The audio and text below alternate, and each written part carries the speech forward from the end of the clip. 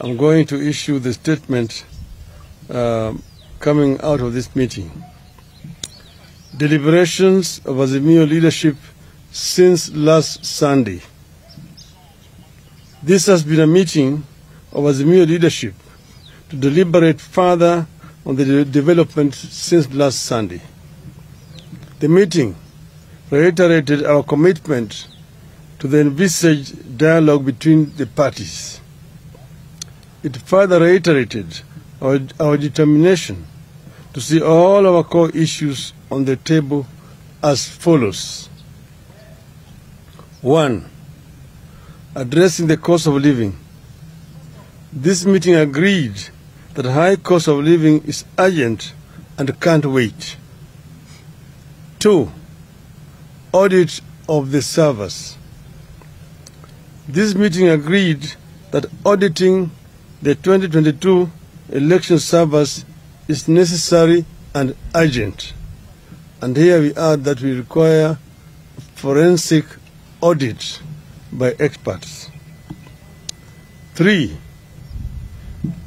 Reform and reconstitution of the IEBC. This meeting agreed that electoral reforms are urgent and necessary for future elections. 4. Fidelity to the letter and spirit of multi-party democracy in Parliament. That members of Parliament who want to cross the aisle need to go back and seek the mandate of the electorate. It is the resolution of this meeting that a purely parliamentary process will not serve the intended ends. Our suggestion is to have a conversation at the national level through a process akin to the 2008 National Accord. To this end, the coalition proposes a team drawn from its rank both in Parliament and outside Bunge. We emphasize that all the issues we have laid out in public carry equal weight to us, although high cost of living must be addressed urgently. In this regard, we resolved that the regime must take immediate steps to bring back the cost of unga to Kenya shillings 100 as at the time of the election. We further resolved that Kenya Kwanza must take immediate steps to lower the costs of fuel and put a freeze on the recent increase in the cost of electricity. These are not matters for a committee. They are things that the government just needs to take a decision and implement. Further, we have resolved that the state must immediately take up the costs or waive all medical bills of victims of police brutality, including journalists and the last expense costs of those who lost their lives. Today I went to the hospital, but Kenyatta Hospital and Bagathi Hospital, and I saw at first hand the police brutality. People who are unarmed and shot by the police on their groins, some in their stomachs, suffering at the hospitals. I know of a number of journalists who also were attacked and who are still hospitalized. And this is why what we are saying is a practice that must end. We have seen too much brutality since this Inspector General, Mr. Comey, took charge. It is even worse than the worst days of dictatorship in this country. Finally, we assure our people and Kenyans that our eyes are firmly on the ball and reiterate that we shall go back to the people as the earliest sign of lack of seriousness by the other side. In other words, if the other side is not serious, we will go back to our people. and continue. End of statement. Thank you. Thank you. Yes?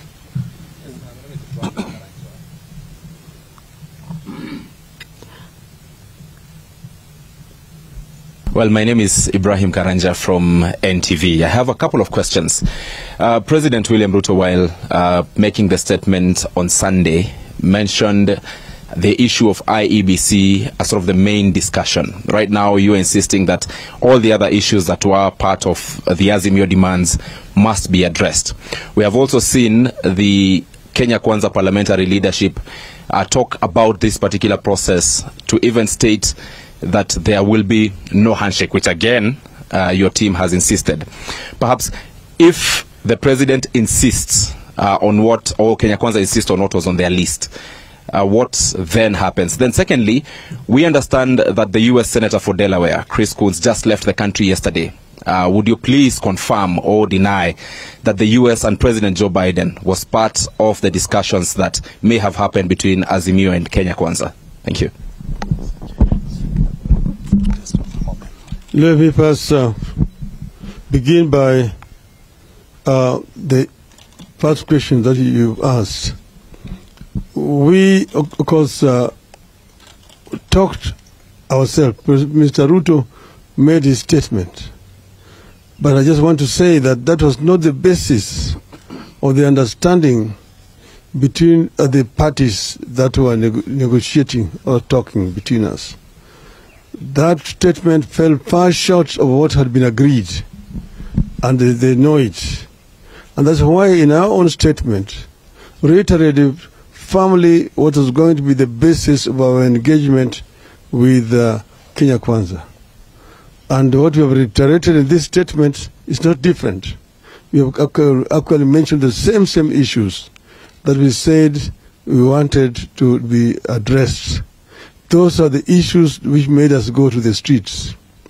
And we mentioned them clearly. One, auditing of the servers so that we can put this matter to rest. We understand that some people are trying to tamper with the servers. They need to know that we are watching them.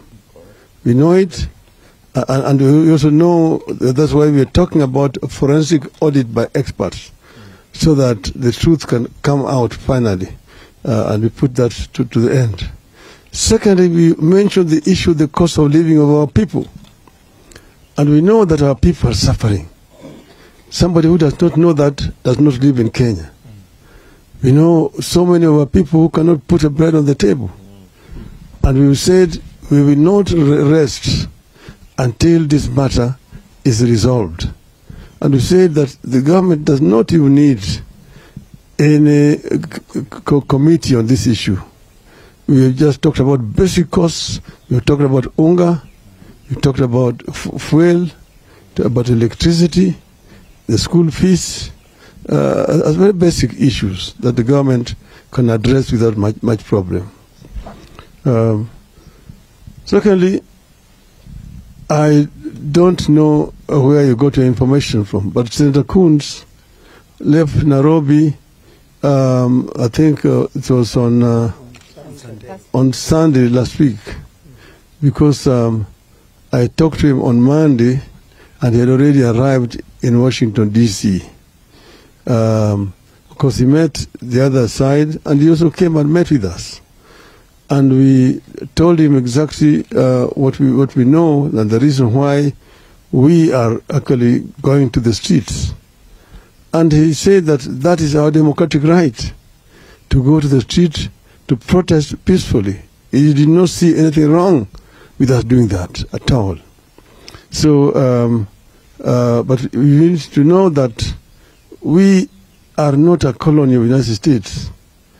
So we do things as Kenyans.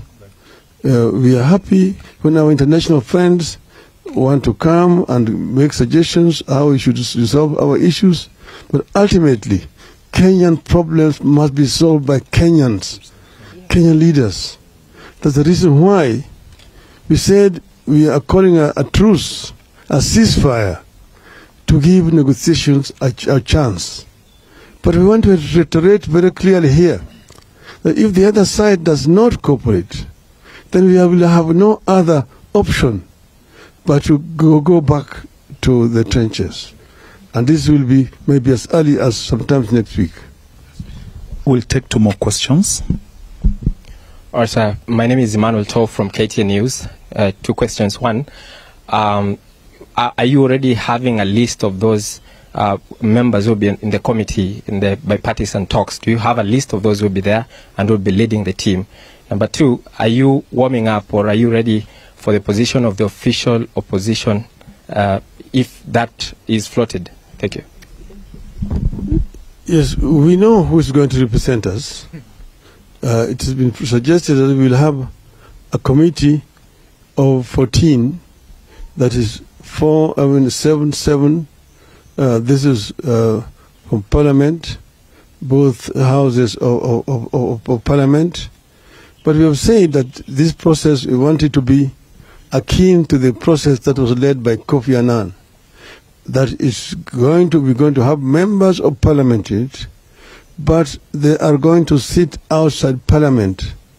They will negotiate and only take the final product to Parliament as an accord, which will then be passed by Parliament.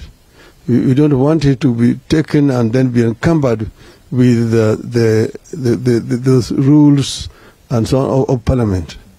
We want it to be a process that is people-driven. My name is Chamutai Goin. There are now about, I want to make it very clear. We have never talked about a handshake. That is a language coming from the other side. They're the ones who have been saying, oh, these people, unataka tu handshake, nusu mukati, and so on. Take it to Mr. Gachagua. Tell me, I don't even want to shake his hands. My name is Chamutai Goin from CitizenTV, and I have one question. Looking at the bipartisan approach, is your team maybe concerned about the neutrality of Parliament, alive to the fact that there have been a lot of movements that have been witnessed? And is that why maybe there's that call to have external individuals who are not members of Parliament, noting that maybe there would be allegiance to the various parties that they represent? Now, what we have said is that we will have members of Parliament negotiating with their members of Parliament. But we have also a team to which that team negotiating is going to be reporting to. And we expect that the other side will also have a similar structure. We will not say that these other ones are also going to be negotiating. We'll have members of Parliament negotiating, but they are going to be answerable to a team of leadership from Azimio. Last question. My name is Justice Ocheng from Daily Nation. So, Odinga, you mentioned that there were prior meetings between members of your team and members from the government side, and that the president's address fell short of the issues that had been discussed. Maybe what are these issues that were discussed, and who are these members of these teams, and when did they meet?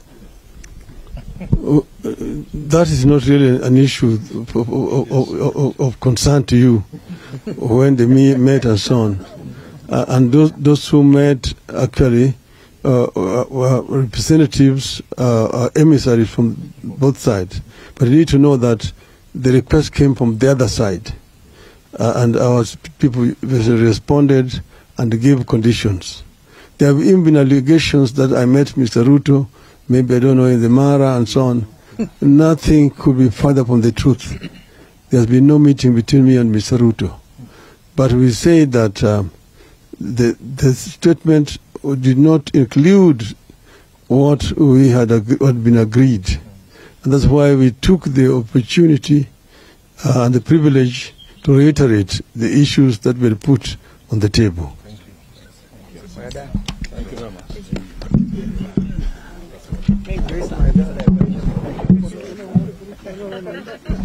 I think that is